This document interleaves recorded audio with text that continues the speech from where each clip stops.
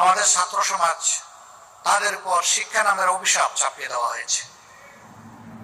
এই শিক্ষার কাগজের বান্ডিল নিয়ে দুনিয়ার কোথাও কোনো মূল্যায়ন পাওয়া যায় না, নিজের দেশেও পাওয়া যায় না।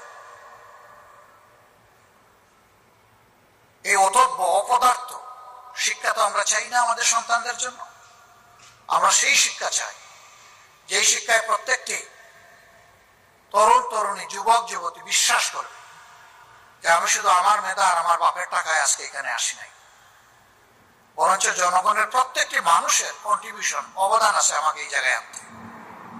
একজন ভিক্ষুক ভাই বোনেরও আছে, কারণ সেও কিন্তু তারও পেট আছে, সেও জিনিসপত্র কিনে, ওখানে তাকে ব্যাগ দিতে হয়।